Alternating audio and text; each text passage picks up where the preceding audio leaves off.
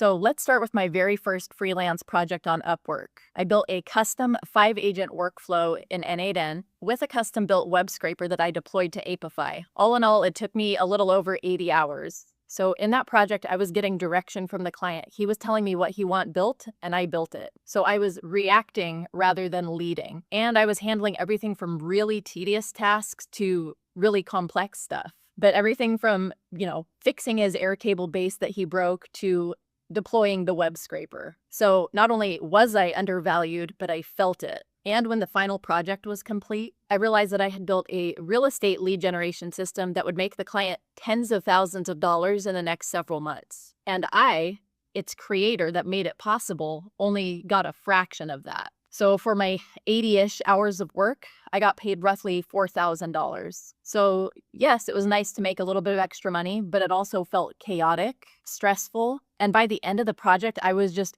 hoping that it would end soon. I was just the hired help, and the scope changed constantly, and I just had to roll with it because I was getting paid hourly, so that was kind of my job. And in case you've never used Upwork before, this is basically how that process breaks down. So this is what it looks like for a freelancer who's working to get clients.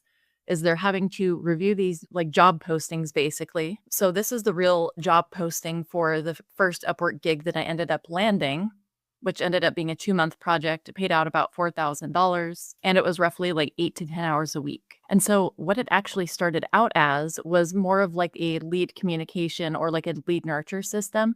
But what it ended up turning into was an extremely valuable lead generation for real estate multi-agent system. And so you can see that they were willing to hire an expert, so willing to pay higher rates for the most experienced freelancers.